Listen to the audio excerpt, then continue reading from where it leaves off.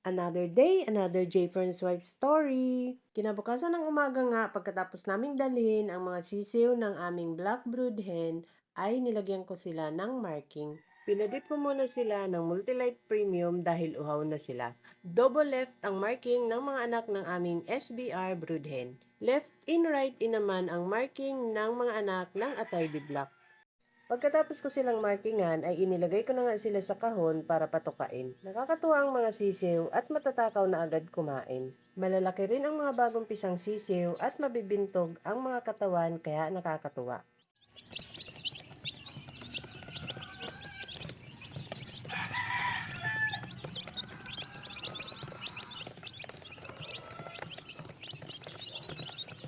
Multilight Premium ng LDI ang tinimpla ko sa kanilang painom. Maganda ito sa mga bagong pisang sisiw dahil kompleto na ito sa mga vitamins na kailangan nila. Meron itong vitamin, mineral, electrolytes at amino acids. At may probiotic din para gumanda ang kanilang panunaw. Meron ding CGF para hindi sila mabansot. Tapang talaga ng Boston Blood.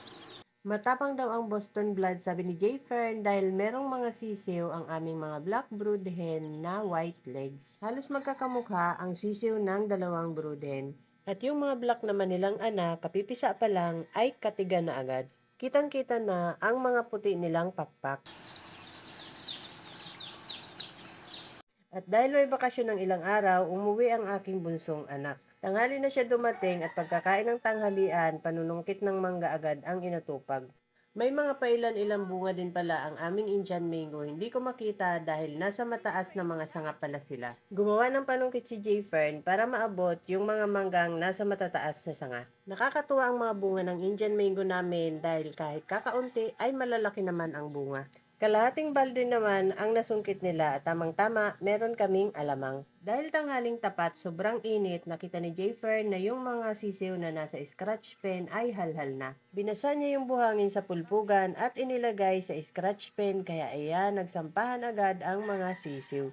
Nagsiksika na sila pag sa sunbath at gustong gusto talaga nila kapag basa yung buhangin.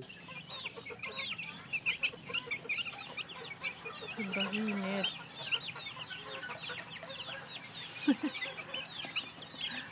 Pagkatapos pumulpog ng mga sisiw, ayan, para na silang naligo. Puro na buhangin ang mga balahibo nila. Mas maganda pala talaga kapag binabasa ang buhangin at talagang parang naliligo ang mga manok. Kung kanina ay halhal sila, ngayon ay napreskohan na ang kanilang mga katawan. Yan lang ang kagandahan kapag laging nababantayan ang mga manok. Nakikita agad ang kondisyon ng mga sisiw at nagagawa ng paraan. Pag napabayaan kasing halhal ang mga sisiw at yan ay biglang uminom, magkakaroon sila agad ng halak. Nai-stress din ang mga manok kapag mainit at lagi silang halhal. Kaya kapag ganitong mainit, maganda sa kanilang ipainom ang Multilight Premium ng LDI. Dahil meron itong electrolytes para hindi ma-dehydrate ang mga manok kapag sobrang init. Yung busong-busong ang ano ng puti oh. Ayan, may tatlo pang napisa sa Atayde Black. Dala-dala ulit ito ni Jay Fern. Kinahaponan nga pag-uwi ni Jay Fern ay may dala ulit siyang tatlong sisiw. Napisa pa yung tatlong natirang itlog na nililimliman ng Atayde Black Brood Hen. 13 lahat ang mga naging sisiw ng aming Black Brood Hen. Bukas ko na isasama dyan yung bagong dala ni Jay Fern at mamarkingan ko pa yan. Malalakas na rin ang mga bagong dalang sisiw ni Jay Fern. Kinaumagahan nga ay minarkingan ko na yung tatlong sisiw. Right in, left in ang kanilang marking. Kailangan magsalamin kapag nagmamarking dahil malabo na ang mata. Kitang-kita na agad yung mga puting balahibo sa pakpak ng mga sisiw. Malamang pati ang mga buntot ng mga sisiw na yan ay magkakaroon din ng puti. Banderahan din kasi ang broodcock ng mga sisiw na yan. No?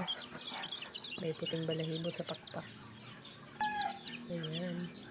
May puti. Ito yung naiibang kulay ng anak ng aming white brood hen. Babae ang sisiw at mukhang bulik na babae.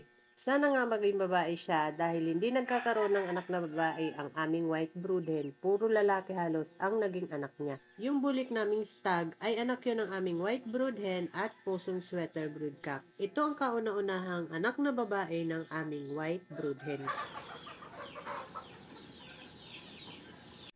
Ito na yung bagong harvest na baby stag. Nilagay na sa scratch pen at tinabihan ng brood hen ni Richard. Hardening ang tawag dyan. Ang purpose ng hardening ay para lalong tumapang ang mga baby stag. Ganyan ang ginagawa namin bago itali ang mga bagong harvest na baby stag sa cording area. Pinagtatabi muna namin ang inahin at ang baby stag para magkakilala muna silang dalawa bago pagsamahin sa isang scratch pen. Dahil kapag pinagsama agad ang baby stag at ang broodhen ay malamang ay magpaluan lang yan. Dahil ang mga broodhen ay lumalaban yan sa mga baby stag.